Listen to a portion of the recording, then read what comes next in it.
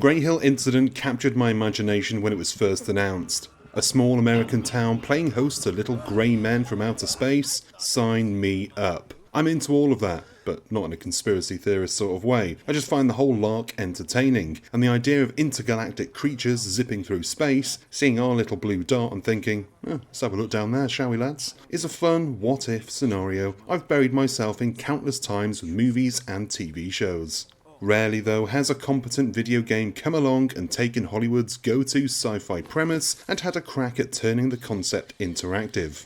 In fact, I can't think of any such game, but I'm sure there are bound to be one or two, but for me, Greyhill Incident stands out. Sadly, for all the wrong reasons.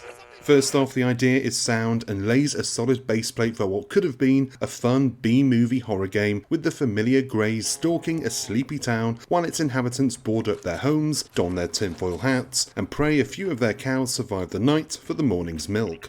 The game actually starts off somewhat strong, with single father Ryan at home with his rude little kid. The electronics whiz and whir and the television goes funny, and there are unusual sounds from the back garden that have caused the family dog to go into a frenzy. A quick mooch out the back and there's something definitely in the garden shed. A few smacks and it's open, and whatever was in there is gone. This moment came back to me repeatedly through my playthrough, not because it was a particularly well done piece of horror, but because it completely flies in the face of the rest of the game. Obviously some little grey fella was having a play around with the toolbox, but when he was disturbed, he decided to do a runner.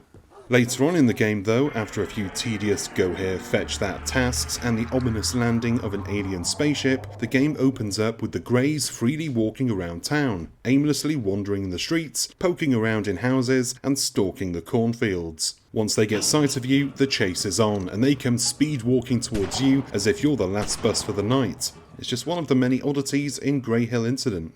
Another oddity is in the game's presentation. The world itself kind of gets a passing grade, but that's more due to the fact that the game is so miserably dark, it's hard to distinguish anything outside of the indoor settings. Dimly lit homes, barns and businesses are scattered with little clues to the town's history with the aliens, but outside, everything's a mess of black and grey, with the occasional flash of red as the skinny silhouette of an alien scans a random spot on the ground.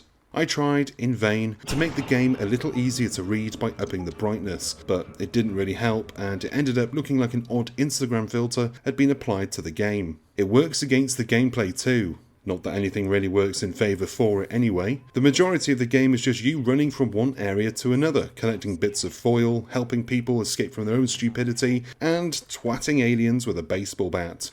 Stealth is supposed to be a big part, but the aliens really aren't that scary. I will admit that my first encounter with one of the aliens, a jump scare no less, did perk me up a little and even gave me a false sense of hope, but after the 6th or 7th encounter, I just had no fear of these gormless looking spacemen. They're not very threatening, though they are maddeningly hard to kill. The only way to kill them is to shoot them twice with your pistol, and no, you can't be smart and shoot one through the noodle. Headshots don't work here.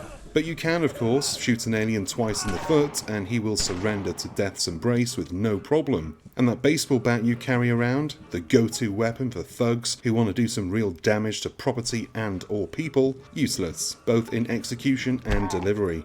Smack an alien 3 times with the bat and they'll fall to the ground, have a little roll about in the dirt, and then get back up for another round of speed walking if you're still in sight. Obviously, it's to push you towards the ammo-scarce pistol for live or die moments and to use stealth to avoid encounters. The problem is that there are no live or die moments. If you're caught, the game literally tells you to spam R2. Most games are a little classier and ask that you press a button repeatedly. Spam R2 enough and they'll stagger backward, giving you time to either put some distance between you and Mr. Alien or to line up a shot from your pistol, providing you've got sufficient ammo. And what if they do catch you and you just don't want to spam anymore? Well, they grope you until the screen fades to black and a message appears telling you that you've been abducted. Fade out and return to checkpoint.